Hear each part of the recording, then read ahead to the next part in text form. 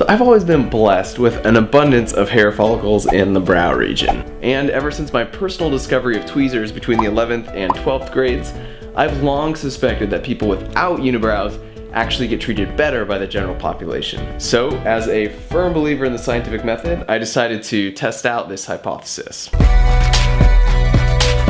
So I went to my Hollywood makeup artist buddy, Dennis, and he hooked me up with a killer unibrow. And then I went out and I would engage people and then just ask them an open-ended question.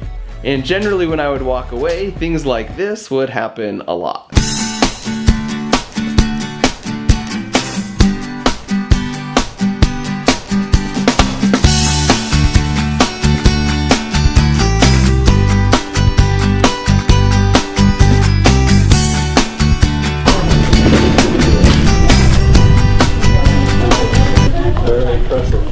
But as a control for the experiment, I also went out with no unibrow to the exact same locations, wearing the exact same clothes, asking the exact same questions. You know of a good place to eat around here? Chipotle, if you come out. So for example, this is a response with no unibrow. But it's really good. Cool, thank you. And then here's the response with the unibrow. Do you know of a good place to eat around here? I'm sorry, I don't work here, but I look like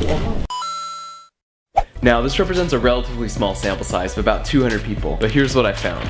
Without the unibrow, the average response was about 33 words long. But with the unibrow, the average response was only 16 words long. So we have to accept our hypothesis that unibrow discrimination is in fact very real. Which is crazy, because that basically means people will be more than twice as willing to engage in a conversation with you based strictly on whether or not you have a well-established gap of hair between here and here on your face. So another interesting observation was in cases where I had the unibrow, a person by themselves would respond with an average of 18 words. But if it was a group, the average number of words from the entire group was only 14. And if you do have prominent brow hair, one final bit of advice is if you approach a group of teenage girls, 35% of the time when you walk away, they will try and discreetly take your picture without realizing they are being filmed by 3 separate cameras.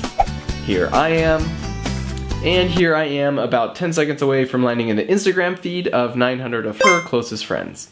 So, according to the data, having a unibrow will in fact negatively influence your social interactions with other people. Ah, I knew it! Who even let him in? Look away! I'm hideous! I knew there was a reason I've been living with another man for 40 years! Wait, that's why? I'd always just kind of assumed... Never mind. The point is you can do something about this. Now, you promise this won't hurt, right? Ah! Ah! Ah! Hey, not bad.